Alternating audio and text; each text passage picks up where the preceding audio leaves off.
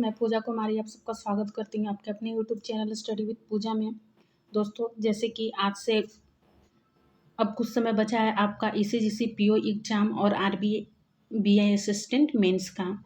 दोस्तों, मुश्किल से अगर जोड़ा जाए तो आप 4-5 दिन अगर इधर उधर कर देते हैं तो मुश्किल से आपको 30 दिन का समय मिल रहा है अच्छे से, अगर आप प्रिपरेशन करते हैं। और बाकी का जो 5 से 6 दिन मिल रहा है वो आपका एक्स्ट्रा है, जो उस एक्स्ट्रा टाइम में आप खुद से अपना दिमाग लगा कीजिएगा कि क्या करना है नहीं करना है। मैं आपके साथ ना 30 डेज का स्ट्रेटजी शेयर कर रही हूँ ताकि आप लोग अपने प्रिपरेशन को और ज़्यादा स्ट्रॉन्ग कर सकें और ज़्यादा जल्दी अच्छे से कर सकें और राइट वे में कर सकें कि कैसे हम जल्दी से तैयारी करें, कम समय में ज़्यादा इम्प्रूवमेंट हो मेरे तैयारी में। तो वो सब चीज़ आपके लिए अभी बहुत ज़रूरी है। तो मैं वो स्ट्रेटजी लेकर आई हूँ आपके लिए कि कैसे आप 30 दिन तक इफ़िशिएंट तरीके से पढ़ें ताकि आप ज़्यादा से ज़्यादा नंबर ला सकें और आपका सिलेक्शन हो सके। दोस्तों, जैसे कि आप लोग को पता है कि ईसीजीसी पीओ और आरबीआई असिस्टेंट मेंस दोनों का एग्ज़ाम का जो पैटर्न है ना लगभग सेम में है। लगभग क्या मतलब सेम ही में है, कुछ कुछ का डिफरेंस है। वो तो भाई जब अलग अलग एग्ज़ाम ही है तो फिर थोड़ा बहुत तो डिफरेंस रहेगा। जैसे डिफरेंस क्या है, ईसीजीसी पीओ में आपका इंश्योरेंस से कुछ कुछ क्वेश्चन रहेगा, 2-4 क्वेश्चन, बट ऐसा तो नहीं है कि आरबीआई असिस्टेंट में नहीं रह सकता, बट चांसेस कम है। ईसीजीसी में आपका रहता है इंश्योरेंस से भी एग्जाम में आपका क्वेश्चन वगैरह पूछ लेता है, बट आरबीआई असिस्टेंट में नहीं पूछता है। लेकिन दोनों में कॉमन क्या है, ईसीजीसी पीओ और आरबीआई असिस्टेंट में दोनों में क्या कॉमन है? दोनों में कॉमन आपका यही है, मैथ इसमें भी पूछेगा, रीजनिंग इसमें भी पूछेगा, इंग्लिश इसमें भी पूछेगा, जीए इसमें भी पूछेगा और कंप्यूटर इन दोनों में पूछेगा। ओके, ये 5 सब्जेक्ट जो आपका है दोनों में है, जो कि कॉमन है। इसमें भी वही चीज़ पूछ रहा है, इसमें भी वही चीज़ पूछ रहा है। डिफरेंट क्या हुआ? कुछ भी नहीं डिफरेंस है। तो आप ऐसे तैयारी कीजिए ना कि आपका दोनों एग्जाम निकले। अगर आप एक एग्जाम में थोड़ा कम भी करते हो तो दूसरे एग्जाम में आपका बेटर परफॉर्मेंस हो सके। ओके, आपको दोनों एग्जाम लेके चलना है, क्योंकि आपका जो एग्जाम है दोनों का आगे पीछे 1-2 दिन 3 दिन गैप करके ही आगे पीछे में एग्जाम है। तो आप ऐसा तैयारी कीजिए कि आपका दोनों एग्जाम निकले। 2 नहीं निकल पाए तो एक तो कम से कम चांसेस रहना चाहिए ना कि मैं एक कैसे अच्छे से निकाल सकूं, क्योंकि जब आगे पीछे 2-4 दिन गैप करके तो आपको पता चल जाएगा कि हम फर्स्ट एग्जाम में क्या गलती किए हैं, उस गलती को सेकेंड एग्जाम में हमको नहीं करना है। ओके, यही आपका है कि आपका सेम सिलेबस है दोनों का, दोनों के लिए सेम चीज़ पढ़ना है। बैंकिंग का एग्जाम है, मैथ वही लेवल का रहेगा, रीजनिंग वही रहेगा, इंग्लिश वही रहेगा, जीए वही रहेगा और कंप्यूटर भी वही रहेगा। दोनों के लिए पढ़ेगा, दोनों में काम आएगा। ये इतना चीज़ है ना, आप जो पढ़िएगा इसको तो आगे आपका और भी एग्जाम है, जैसे आरआरबी पीओ और आरबी क्लर्क, सेम यही सब क्वेश्चन आता है, यही पैटर्न रहता है आपका पूछने का, यही सब चीज़ से पूछेगा। ओके, देखिए आप इस 30 दिन में क्या कीजिएगा ना, सबसे पहले जिसमें बहुत सारे स्टूडेंट छटते हैं, जीए आपको अपना बहुत स्ट्रॉन्ग करना है। कोई नहीं जानता है कि जीए कहाँ से पूछेगा, बट इतना हम लोग जानते हैं कि जीए अगर पूछता भी है ना तो आपका 6 to 7 मंथ ज़्यादा पूछता है, 6 से 7 मंथ ज़्यादा पूछता है। ठीक है, तो आप क्या कीजिए ना, जीए के लिए सबसे पहले जीए के लिए जनवरी टिल जब तक एग्जाम है, जैसे मई में एग्जाम है तो मई तक आप इसको ना बहुत ही अच्छे से कीजिए। 5 मंथ तो इधर ही हो गया, चले मई में छोड़ देते हैं 5-6 दिन, तो जैसे बैंक में आपको पता है कि 3-4 दिन पहले का भी न्यूज पूछ लेता है। तो आप जनवरी से मई तक मतलब 5 मंथ तो यही हो गया, आपको एकदम अच्छे से करना है। 5 मंथ नहीं रखिए तो 4 मंथ 15 दिन अप्रॉक्स में, लगभग 4 से 5 मंथ आपका 2022 का ही हो गया है। ठीक है, पहले इस 2022 को आप अच्छे से कंप्लीट कीजिए। आपका टारगेट होना चाहिए ना कि ये जनवरी से मई तक जो है आपका लगभग इसको कंप्लीट करने का टारगेट रखिए। 5 मई तक आपका ये सब कंप्लीट हो जाना चाहिए। कोशिश कीजिए, कोशिश करने में तो कोई लॉस है नहीं, कोशिश कीजिएगा तभी कुछ अचीव कीजिएगा। जब आप कोशिश ही नहीं कीजिएगा तो अचीव कैसे कर पाइएगा? तो आप कोशिश कीजिए कि 5 मई तक आप इतना चीज़ कम से कम इस चीज़ को अचीव कर लें कि 5 मंथ तक जो भी करंट अफेयर है जनवरी से मई 2022 तक आप कीजिए। उसके बाद क्या है ना, 5 मई के बाद आपको बस जितना पढ़े हैं उसका सिर्फ और सिर्फ रिवीजन करना है इस जनवरी से मई तक। दूसरा क्या करना है, आप नवंबर प्लस में दिसंबर 2021 का भी आपको करंट अफेयर करना है। ओके, नवंबर दिसंबर 2021 का भी करंट अफेयर करते चलना है, इसका रिवीजन और इसको पढ़ना है, दोनों साथ में करते चलना है, इसको छोड़ना नहीं है, बिल्कुल भी नहीं छोड़ना है। आप क्या कीजिए ना, क्या आप ऐसे कर सकते हैं, 1 मिनट,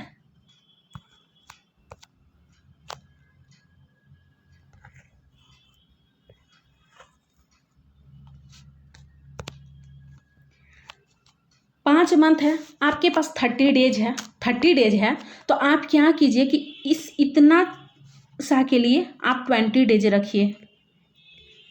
30 डेज प्लस है आपके पास। ये तो मैं इसलिए अभी कर रही हूँ कि आप ये वीडियो देखोगे, आप सोचोगे कि मैम तो बना दी, 30 डेज तो मेरे पास है नहीं, तो 1-2 दिन पहले मैं बना दे रही हूँ ताकि आप देखते देखते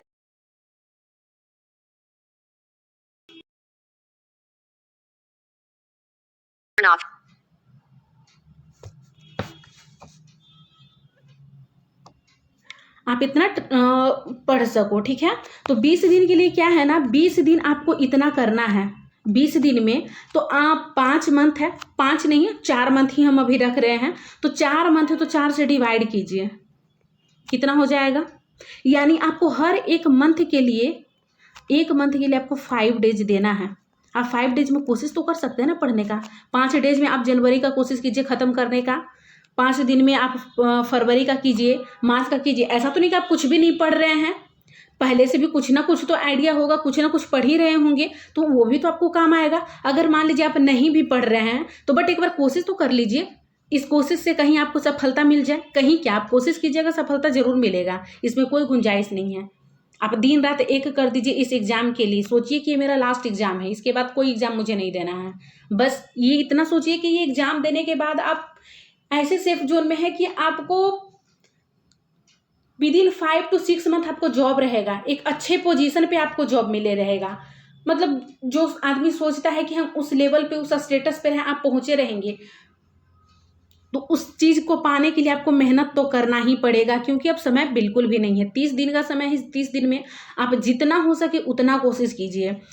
तो मैं क्या बोली कि 5 दिन तक आपको 5-5 दिन एक मंथ के लिए देना है। 20 डेज हो गया, बचा आपके पास 10 डेज। ठीक है, इस 10 डेज में क्या करना है, इस 10 डेज में भी आपको वो करना है, ये 5 मंथ वाला जो है आपको रिवीजन करना है, और बाकी 2 मंथ जो हम बताए हैं, नवंबर और दिसंबर, नवंबर दिसंबर 2021 वाला, ये आपको पढ़ते चलना है। ठीक है, इसके लिए भी 5-5 दिन मिल गया, साथ में इसको रिवीजन भी करते चलना है। आपको ये दोनों काम करते चलना है।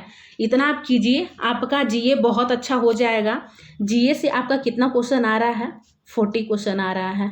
इस 40 क्वेश्चन में अगर आप ये स्ट्रेटजी अपनाते हैं ना, अगर करेंट अफेयर से आता है, मान लीजिए इस 40 में 20 to 25 क्वेश्चन, 20 से 25 क्वेश्चन सिर्फ करेंट अफेयर से रहेगा। तो इसमें अगर आप ये स्ट्रेटजी मेरा अपना लिए, इतना कर लिए अगर मेहनत से, तो इसमें आपको 15 नंबर, 15 प्लस नंबर तो 100% श्योर है आपको मिलना। बस आप एक बार ट्राई कीजिए, आप जितना मैं कह रही हूँ उतना आप करने का कोशिश कीजिए। 15 नंबर प्लस है। दूसरा आपका 15 से 20 नंबर क्या बचा, अब इस 15 से 20 नंबर में आपको क्या करना है वो बता दे रही हूँ। अब बचा आपका 15 से 20 नंबर, इसमें क्या आएगा, इसमें आएगा आपका बैंकिंग अवेयरनेस। दूसरा इंश्योरेंस से क्वेश्चन, इंश्योरेंस से ज़्यादा नहीं रहेगा, 4 से 5 क्वेश्चन रहेगा। तो आप ज़्यादा क्या कीजिए ना, इस 4-5 क्वेश्चन के लिए ईसीजीसी के बारे में आप अच्छे से, ये 4-5 क्वेश्चन मैं किसके लिए बता रही हूँ, ईसीजीसी के लिए बता रही हूँ, क्योंकि दोनों तैयारी करना है। तो आप 4-5 नंबर के लिए आप ईसीजीसी के बारे में अगर पता करते हो, गूगल पे सर्च कीजिए, यूट्यूब पर सर्च कीजिए, कहीं भी कीजिए, कहीं ना कहीं इसका इन्फॉर्मेशन मिल जाएगा। तो आपको 1 से 2 दिन लगेगा इस इंश्योरेंस के बारे में जानने कि ईसीजीसी का पीओ का कैपिटल कितना है, ऑथोराइज्ड कैपिटल कितना है, इसका एस्टेब्लिशमेंट कब हुआ, इसका वर्क क्या है। तो यही सब आपका पूछता है, ज़्यादा कुछ हार्ड नहीं पूछेगा आपका। ठीक है। रहा बात बैंकिंग अवेयरनेस, ये तो आपका आरबीआई असिस्टेंट और ईसीजीसी दोनों में काम आएगा। इसके लिए क्या है ना, अगर मुझे आप कमेंट बॉक्स में कमेंट जरूर कीजिएगा कि क्या आपको बैंकिंग अवेयरनेस के लिए वीडियो चाहिए। अगर वीडियो चाहिए आपको देखना है तो मैं आपके लिए वीडियो बनाऊंगी, शॉर्ट वीडियो 15 से 20 मिनट का। जो इंपॉर्टेंट टॉपिक रहेगा ना, मैं वो आप लोग को डिस्कस कर दूंगी। अगर आप लोग चाहते हैं कि मैं बैंकिंग अवेयरनेस का वीडियो लाऊं, शॉर्ट वीडियो जो कि आपको फ़ायदा करे एग्जाम में, तो आप मुझे कमेंट बॉक्स में ज़रूर कमेंट कीजिएगा, या फिर टेलीग्राम ग्रुप ज्वाइन करके वहाँ भी आप मुझे बता सकते हो कि मैम मुझे बैंकिंग अवेयरनेस पे कुछ वीडियो बना दीजिए ताकि मेरा हेल्प हो जाए। तो मैं वो सब बना दूंगी, बस आप मुझे कहिएगा तो मैं अपने मन से क्या करूं। अब आप लोग का भी तो कुछ डिमांड होना चाहिए ना, तो अगर आप लोग का डिमांड रहेगा बैंकिंग अवेयरनेस का तो मैं वो वीडियो ज़रूर आपके लिए बना दूंगी। ओके, आपको 15-20 अब ये 15-20 क्वेश्चन के लिए आपको क्या करना है, बैंकिंग अवेयरनेस इंश्योरेंस आपको पढ़ना है अच्छे से, ठीक है। इसमें कम से कम जब आप इतना, बैंकिंग अवेयरनेस क्या है ना, आपको रट्टा मारने वाला चीज़ नहीं, समझने वाला चीज़ है। अगर इसको आप समझिएगा ना तो आपको बहुत ही इंटरेस्टिंग लगेगा, ठीक है। समझिए 15-20 क्वेश्चन के लिए, तो अगर ये आप समझ लेते हैं ये टोटल, तो इसमें से आप कम से कम तो 10+ नंबर लाइएगा। इधर से आपका 15+ हो गया, इधर से 10+ हो गया। आप कितना भी कम कीजिएगा ना तो इस 40 में आपका 25+ आएगा ही आएगा, एनी हाउ आएगा। बस आपको उतना मेहनत करना पड़ेगा, बिना मेहनत के कुछ नहीं होने वाला है। समझ गया ना मैं क्या बोल रही हूँ। नेक्स्ट क्या आता है आपका, मैथ और रीजनिंग, ठीक है। मैथ रीजनिंग दोनों के लिए सेम है, ओके। मैथ रीजनिंग के लिए क्या करना है, सबसे बेटर मैं बताती हूँ। देखिए, बहुत लोग बोलता है कि पीडीएफ सॉल्व कीजिए, पीडीएफ सॉल्व कीजिए। आप कीजिए, नो इशू, बहुत अच्छी बात है सॉल्व करना, समय मिलता है पीडीएफ कीजिए। बट अगर आपके पास समय नहीं है, 30 दिन का ही समय है, तो मैं बस यही कहूँगी कि आप जितना क्यूज लगा सकते हैं इन दोनों का उतना लगाइए, क्योंकि क्यूज आपको बहुत फ़ायदा करेगा। एक तो टाइम मैनेजमेंट में फ़ायदा करेगा, टाइम आपका सही से मैनेज होगा, क्या कितना टाइम में हमको बनाना चाहिए। एक तो टाइमर चलते रहता है तो वो भी दिमाग में रहता है कि नहीं हमको टाइम के अंदर कंप्लीट करना है। आप एक छोटा सा टेस्ट समझिए कि वो दे रहे हैं तो आपको उतना करना पड़ेगा। आप क्यूज दीजिए, सबसे ज़्यादा फायदा क्यूज ही करेगा। ये तो आपको मतलब बता रही हूँ एक पार्ट टाइम के लिए, कि इसके लिए कम से कम ना 30 to 40 मिनट रख लीजिए कि इतना आपको प्रैक्टिस करना ही करना है, ठीक है। उसके बाद क्या आ गया आपका इंग्लिश। अब इंग्लिश में आपको क्या करना है,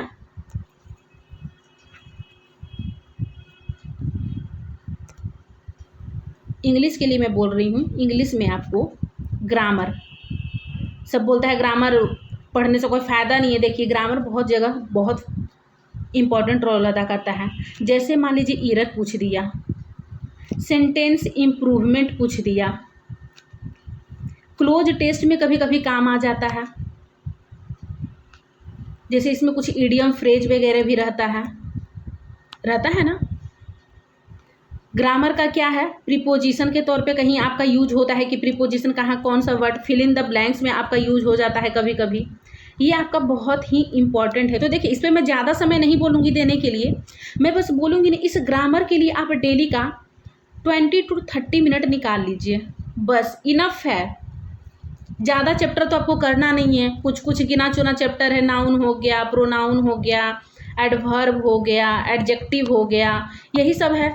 सबसे इम्पॉर्टेंट कनेक्टर हो गया जिसको कंजक्शन भी कहते हैं, प्रीपोजिशन हो गया, टेंस हो गया, ये सब आपका इंपॉर्टेंट टॉपिक है। इसको बस ना रिवीजन कर लीजिए ताकि आपको कुछ एरर भी पूछे ना तो आपको प्रॉब्लम ना हो। 20 से 30 मिनट में क्या कीजिए ना कि 20 और 10 का पार्टीशन कर लीजिए।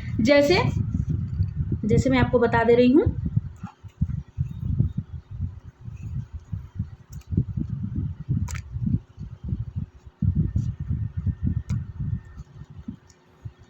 इस 20 मिनट में आपको ग्रामर का रिवीजन करना है, ओके।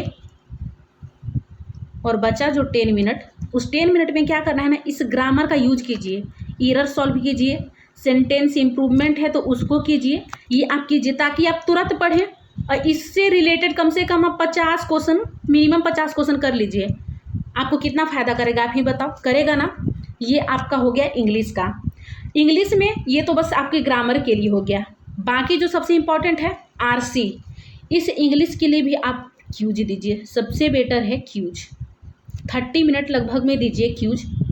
उसको अच्छे से एनालिसिस कीजिए, आरसी ढंग से बनाइए, आरसी को समझने का कोशिश कीजिए। यहाँ आप समझने का कोशिश कीजिएगा ना, आपका जब हैबिट हो जाएगा समझने का तो आपको एग्जाम में फ़ायदा करेगा कि वहाँ भी आप सारे आरसी को समझ लीजिएगा। अगर आरसी समझ में आ गया तो अगर उससे 6 क्वेश्चन आता है तो आपका 4+ क्वेश्चन सही ही होगा, गलत नहीं होगा आपका। ओके, तो आपको इतना करना पड़ेगा, ठीक है। क्यूज तो हो गया। अब सेकेंड इम्पॉर्टेंट थिंग क्या है, आपके पास अभी कितना दिन बचा हुआ है, 30 डेज। इस 30 डेज में सबसे इम्पोर्टेंट क्या है, न्यूज़पेपर। अगर आप अभी से भी न्यूज़पेपर पढ़ने का कोशिश कीजिएगा ना, ये आगे आपके सारे एग्जाम में काम आएगा। आप कोशिश कीजिए 30 दिन, कुछ तो फ़ायदा करेगा। आप सोच रहे हैं कि 30 दिन में क्या न्यूज़पेपर में कर लेंगे, कुछ तो फ़ायदा करेगा। मान लीजिए आप यहाँ से अगर 100 से 200 वर्ड भी आपको वर्ड मीनिंग याद हो जाता है, हो सकता है इसी 200 वर्ड में आपका वर्ड मीनिंग पूछ ले। ये न्यूज़पेपर आपको इतना अंडरस्टैंडिंग पावर बढ़ा दे कि आपका धीरे धीरे इम्प्रूव हो जाए और आरसी आपका जो आपका कभी 0 सही होता था वो +1 से बढ़कर +5 तक हो जाए। हो सकता है ना। तो आप न्यूज़पेपर डेली बेसिस पे रीड कीजिए, एक एडिटोरियल, ज़्यादा नहीं, कम से कम एक एडिटोरियल पढ़िए और कोशिश कीजिए समझने का। और इस इंग्लिश में सबसे इम्पॉर्टेंट जो है आपका क्या है, precise writing. Okay, precise writing और एसे वाला जो आपका लिखा हुआ है कि एसे लिखना है, तो आपके लिए जब आप न्यूज़पेपर पढ़िएगा तो क्या उसमें काम नहीं आएगा। न्यूज़पेपर पढ़िएगा, आप न्यूज़पेपर पढ़िए। देखिए मैं इसको 2 तरीका बताती हूँ। न्यूज़पेपर पढ़िए, आपको जो समझ में आया है न्यूज़पेपर से, जो भी आप समझें कि वो न्यूज़पेपर जो कोई एडिटोरियल क्या कह रहा है, उसको आप अपने लैंग्वेज में अपने एक कॉपी लीजिए, उसको 100 से 150 वर्ड में लिखने का कोशिश कीजिए। लेकिन ये याद रहना चाहिए, इसका कोई वर्ड यूज नहीं होना चाहिए। अपना वर्ड थाउट लाइए, सोचिए कि क्या वर्ड वहाँ पे यूज कर सकते हैं। और ये 500 वर्ड है तो आप कोशिश कीजिए कि 100 से 150 वर्ड में कैसे आप कंप्लीट कर सकते हैं। आप क्या कीजिए ना कि जैसे 1 मई तक आप पेन पेपर पे ही लिखिए। जैसे ही 1 मई कंप्लीट हुआ उसके बाद आप कंप्यूटर पे टाइप कीजिए, ठीक है। क्योंकि देखिए अभी सोचने का तरीका आपको आना चाहिए। जब तक आप सोचोगे नहीं तब तक क्या आप कंप्यूटर पे टाइप करोगे।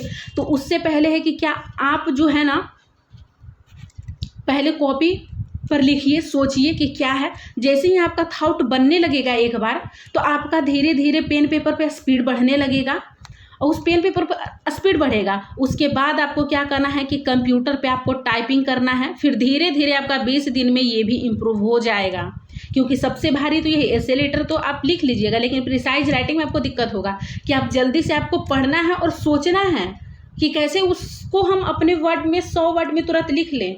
तो सोचने का टाइम भी तो चाहिए। तो आपको जब तक आप न्यूज़पेपर नहीं पढ़िएगा, उसको सोचिएगा नहीं, उसको अपने वर्ड में नहीं लिखिएगा, अभी से ही अप्लाई नहीं कीजिएगा, तो एग्ज़ाम में आप नहीं कर पाइएगा ये। तो इसके लिए ज़रूरी है कि न्यूज़पेपर पढ़िए और डेली उस एडिटोरियल को अपने लैंग्वेज में लिखिए। टेलीग्राम ग्रुप है, वहाँ पे मैं डेली आप लोग को, अगर आप लोग कहिएगा तो न्यूज़पेपर डाल देती हूँ, मैं डेली डालती हूँ। वहाँ से एक द हिंदू का पेपर लीजिएगा, मैं एडिटोरियल आप लोग को बता दूँगी कि ये एडिटोरियल पढ़ना है। और आप लोग डेली उस ग्रुप में उस एडिटोरियल को अपने लैंग्वेज में लिख करके ग्रुप में सेंड करना है, ठीक है। ग्रुप में सेंड करना है और मैं सबका चेक करूंगी कि किसका क्या सही है, किसका लिखने का तरीका अच्छा है। जिसका ज़्यादा लिखने का तरीका अच्छा लगेगा मैं उसको यूट्यूब पर भी पोस्ट करूंगी कि देखिए इस स्टूडेंट का लिखने का तरीका कितना अच्छा है। तो आप लोग को भी मोटिवेशन मिलेगा कि नहीं मैम तो मेरे लिए इतना कर रही हैं, यूट्यूब पर दिखा रही हैं, तो आप लोग को भी मन लगेगा कि मैं और अच्छे से लिखूं, ताकि दूसरे लोग भी आप लोग आपसे सीख पाएँ, समझ पाएँ कि कैसे लिखना है, नहीं लिखना है। तो ये आपको करना पड़ेगा। आप कीजिए, ग्रुप में सेंड कीजिए, मैं सबका चेक करूँगी किसका ग्रामर मिस्टेक है, क्या है। अगर थोड़ा दिक्कत हो रहा है तो आप लोग मुझसे पूछ भी सकते हो कि मैम कैसे लिखना है, नहीं लिखना है। तो आप लोग कोशिश करो लिखने का, कैसे लिखना है, कैसे उसका वर्डी पार्ट लिखना है, कैसे उसका सब्जेक्ट देखना है, कैसे उसका बीच में वर्डी पार्ट, कैसे उसको कंक्लूड करना है। ये सब आप धीरे धीरे करोगे तभी होगा, और अकेले आप करोगे तो नहीं हो पाएगा। इसलिए टेलीग्राम चैनल ज्वाइन कीजिए और वहाँ पे अपना लिखा हुआ जो भी आप लिखते हैं ऐसे लिखिए और प्रिसाइज राइटिंग लिख करके आप ग्रुप में सेंड कीजिए। सब एक दूसरे का देखेंगे तो समझ में आएगा कि हाँ कौन कितना अच्छा लिख रहा है, कैसे क्या लिखना चाहिए, कि मेरे में और क्या इम्प्रूवमेंट होना चाहिए, ठीक है। ये आपका 30 डेज़ का इंग्लिश का प्लानिंग हो गया।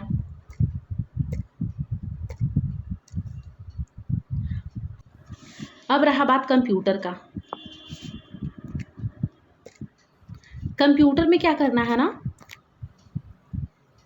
कंप्यूटर भी तो दोनों में आ रहा है। इस कंप्यूटर में क्या करना है, बहुत सारा यूट्यूब पर भी वीडियो है, आप उसको देख लीजिएगा, जितना देखिएगा थोड़ा ज़्यादा समझ में आएगा। और सबसे जो इम्पोर्टेंट इसमें रहता है ना, MS ऑफिस, ये बहुत ही इंपॉर्टेंट टॉपिक है। इससे तो समझिए ना, इससे लगभग आपका 5 से 10 क्वेश्चन आपको इसी से डायरेक्टली मिल जाएगा, तो इसको बहुत ही अच्छे से कीजिए। उसके बाद बहुत सारा चीज़ रहता है, जैसे इंटरनेट से क्वेश्चन पूछ देता है, डाटाबेस मैनेजमेंट सिस्टम से पूछ देता है, फिर कुछ बेसिक रहता है, जैसे कि कब कौन से जनरेशन में वैक्यूम ट्यूब यूज होता था, ट्रांजिस्टर किस जनरेशन में यूज होता है, इंटीग्रेटेड सर्किट, फिर बहुत सारा चीज़ रहता है जो आपको पूछते रहता है। फिर HTML पूछ देता है, लैंग्वेज के बारे में, वायरस के बारे में, तो ये सब पढ़िए। और एक बुक आता है, आप अगर आपके पास अगर बुक है तो आप बुक से डेली कोशिश कीजिए ना कि आप एक कंप्यूटर में ज़्यादा चैप्टर नहीं है, अगर आप कंप्यूटर अच्छे से कर लेते हो ना, तो आप 1 मंथ में ना सबसे ज़्यादा नंबर आप कंप्यूटर में ही उठाइएगा। तो आप कोशिश कीजिए ना कि एक चैप्टर को कम से कम 2 दिन में कंप्लीट कीजिए। मुश्किल से इसमें 8 से 10 चैप्टर है, 8 से 10 चैप्टर है। इस आप एक चैप्टर को अगर 2 दिन भी देते हो ना, 2 से 3 दिन भी, तो आपका 30 डेज में कंप्लीट हो जाएगा। ओके, तो आप इस 2 दिन दीजिए पढ़ने के लिए, और तीसरा दिन रिवीजन और क्वेश्चन करना है हर चैप्टर पे। ठीक है, आपका ये कंप्यूटर हो जाएगा 30 दिन में रेडी, आपको आगे के एग्जाम के लिए भी फ़ायदा करेगा। ठीक है, ये आपका हो गया कंप्यूटर। अब नेक्स्ट क्या है, ये सारा कुछ तो बस मैं सेक्शनल के लिए बताऊँ कि इतना आपको करना है। ओवरऑल क्या करना है, सबसे इम्पोर्टेंट जो आपका आता है वो क्या आता है, टेस्ट, और प्लस में इसका क्या आता है, इस टेस्ट का एनालिसिस। ये सबसे इम्पॉर्टेंट रोल है इसका। इसको क्या करना है ना, टेस्ट आप कहाँ से दीजिएगा, जैसे टेक्स्ट बुक में मैं देखी हूँ कि टेक्स्ट बुक में भी दिया हुआ है 5 से 6 टेस्ट शायद दिया हुआ है, और शायद ग्रेडअप पे भी 5 से 6 टेस्ट दिया हुआ है। तो आप क्या कीजिए ना, इस टेस्ट को ऐसे नहीं लगाना है, आप क्या कीजिए, इस 5 टेस्ट को पहले बहुत अच्छे से लगाइए, लेकिन डेली बेसिस पे नहीं लगाना है। मेंस लेवल का है ना, आप इसको 1 दिन गैप करके लगाइए।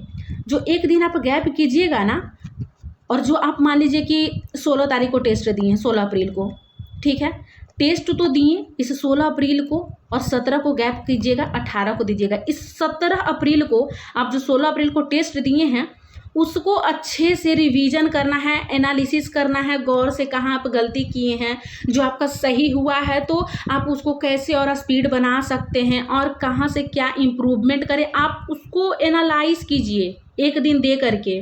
ठीक है, आपको RBI और ECGC जैसे भी है गैप करके आप दीजिए। मान लीजिए 16 को आप दिए हैं ECGC का, 17 को गैप कीजिए, 18 को आप RBI असिस्टेंट का दे दीजिए। ठीक है, उसके बाद फिर 18 को आप RBI के दिए, 19 को गैप कीजिए, फिर 20 को आप ECGC का दे दीजिए। आप ऐसे कीजिए, दोनों टेस्ट दीजिएगा। देखिए ECGC तो कहीं भी है तो आप PO लेवल का है, अगर आप PO लेवल का करते हैं तो आपका ऑफकोर्स कलर के लेवल का बेटर तैयारी होगा। तो मैं तो कहूँगी कि आप पहले ना बीच में आप RBI का भी टेस्ट दीजिए 1-2, लेकिन ज़्यादा आप ECGC पे ध्यान दीजिएगा ताकि आपका RBI भी निकल जाए। जिसका सिर्फ RBI है मेंस, नो इशू, आप RBI का टेस्ट दीजिए। जिसका सिर्फ ECGC है, ECGC का टेस्ट दीजिए, बट 1 दिन गैप करके दीजिए, क्योंकि मेंस का टेस्ट डेली देने वाला नहीं है अभी। ठीक है, ये मैं किस चीज़ के लिए बोली हूँ, 5 से 6 टेस्ट जो है आपका, 6 टेस्ट जो भी है, मान लीजिए कि जो भी लास्ट टेस्ट बचेगा ना, मान लीजिए 6 टेस्ट हम मान लेते हैं, तो आप क्या कीजिए, जब आपका 5 टेस्ट कंप्लीट हो जाता है एनालिसिस, ठीक है, तो आप 6ठा टेस्ट देने से पहले आप क्या कीजिएगा ना, इस 5 टेस्ट जो आप दिए हैं उसका फिर से 2 से 3 दिन समय लीजिए, और जितना क्वेश्चन इसमें है टोटल उसको फिर से रिवीजन कीजिए। कहाँ कहाँ आप गलती किए थे उसको फिर से एनालाइज कीजिए। ओके, फिर से उस सारे क्वेश्चन को अटेम्प्ट कीजिए और जल्दी जल्दी बनाने का कोशिश कीजिए। अगर रीअटेम्प्ट टेस्ट आता है तो रीअटेम्प्ट भी कर लीजिए। अगर नहीं करते, मेंस का टेस्ट है, रीअटेम्प्ट करना बहुत मुश्किल बात है, लेकिन हाँ आप जितना DI है, पजल है, कंप्यूटर है, सबको पहले आप रिवाइज कर लीजिए 2 से 3 दिन में। उसके बाद आप 6th वाला टेस्ट दीजिए, देखिएगा आपका नंबर में कितना बढ़ोतरी होगा। आप एक बार ट्राई करके देखिएगा, आप ट्राई कीजिए इस 6th टेस्ट के लिए। ये सब कीजिए, आपको बहुत ही इम्प्रूवमेंट मिलेगा। आप जैसे मैं स्ट्रेटजी बताई हूँ आप प्लीज़ उसको फॉलो कीजिए और कोशिश कीजिए जैसे जैसे मैं बोली हूँ उसको करने का।